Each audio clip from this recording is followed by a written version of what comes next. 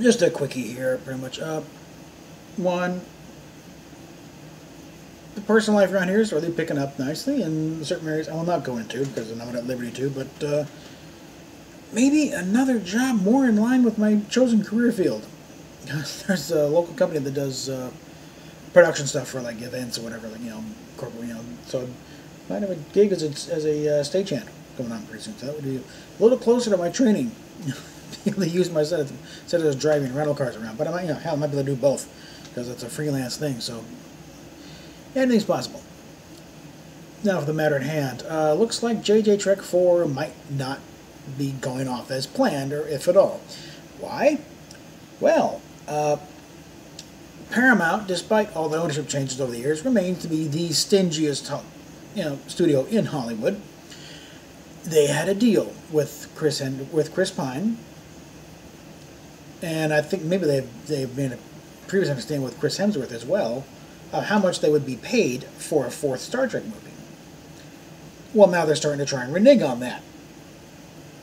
And this time you can justify it because Star Trek Beyond, let's just face it, it bombed at the domestic box office. It was saved by the overseas stuff, but domestically it bombed badly. Well, what they're not used to, though, is that their lead actor doesn't need them anymore. Chris Pine is doing quite well with DC in the Wonder Woman movies, and he's also got other work. He gets other stuff now, and they're not doing half bad. And Chris Hemsworth, well, since his little outing as George Kirk, he has since become the Odin son, Thor, God of Thunder. He who wields Mjolnir, and the guardian and the protector of Asgard, of Midgard, is Earth, and heir to the throne of Asgard. Yes, fortune doth shine mightily and brightly upon the Odin son. He doth not need Paramount and their felonious ways. So to their cheapy offers, I say the nay, base villain. They shall not treat the Odin son such. Basically, they need Hemsworth and Pine a lot more than they need, JJ. And frankly, in light of Star Trek Beyond, Paramount really doesn't need JJ either. And you break right down to it, JJ doesn't need Star Trek anymore. He's got Star Wars. That was his dream gig anyway. And frankly, he's better at it. Let him save Star Wars. He'll be much more appreciated over there, getting that back on track than further destroying Star Trek, which he still never understands. And get his damn mystery boxes out here. You want to know? Yeah, the thing about why all these little, we never see any blueprints or of the ships or something. He refuses to give out the technical details of the ships and the stuff to the licensees who want to try and make accurate representations of the models and no, you can't have this. Well, how the hell are we supposed to merchandise this thing if you won't tell us how big the damn thing is? You wonder why nothing came out. Well, that's why. And what little did come out, nobody was interested in. So yeah, he may be a fine director, but he's an idiot when it comes to merchandise. Worse than Roddenberry was. And that was saying something, because Roddenberry didn't have a clue how to merchandise Star Trek. But yeah, I think we may finally be seeing the final nail in the coffin of JJTrek if we're lucky. Yeah. Now we can just deal with Discovery and Kurtzman and end this scourge once and for all. Get a change in management at CBS, it'd be really nice. So get rid of these side deals. They're getting so used to them and Paramount to bringing other companies in to help produce these things for it and cut and reduce the costs, and yet set it up so that they can't get a foothold in the real property, which is what people really want to buy. People want original series, the main timeline. I don't call it Prime.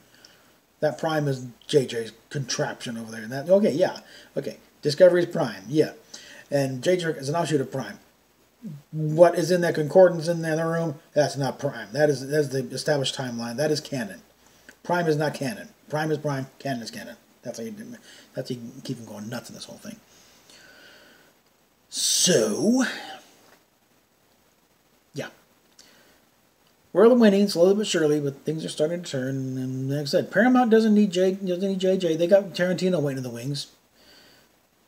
And that'll be interesting to see what happens on that one. Because if they want to do another license, where it's still got to be different than what CBS has, or he may pull a fast one. Let's do it under CBS Films, because he would want to do an actual Star Trek movie. He's a hardcore fan. He's a huge Shatner fan. That's the thing. Amongst other things, he's a huge fan of Bill Shatner. So expect him to get an offer to show up in this thing. And in that situation, I think, he may push to actually have this thing, no, this is going to be canon, it's going to be real, or he's not going to waste his time with it. And that would mean, I think, Paramount might get a piece of it, but I think, because then CBS has their own film division. So, So making our CBS films, that way they can use all the canon stuff, and Shatner, and the surviving cast members, and every design that Matt Jeffries ever dreamed up. And as I said, if they can, whatever Tarantino comes up with, it'll be rude and vulgar and violent and totally insane. But it will probably also be so slavishly adherent to canon that it almost serves as a textbook of how to do it. And I am morbidly curious about what the hell he's going to do. I mean, you may see what happens in detail, what happens when someone gets shot by a phaser on the wrong setting and just boils away. But it won't be dull. All right, that should do it for now. So yeah, PayPal, Patreon down below, and we'll talk at you later.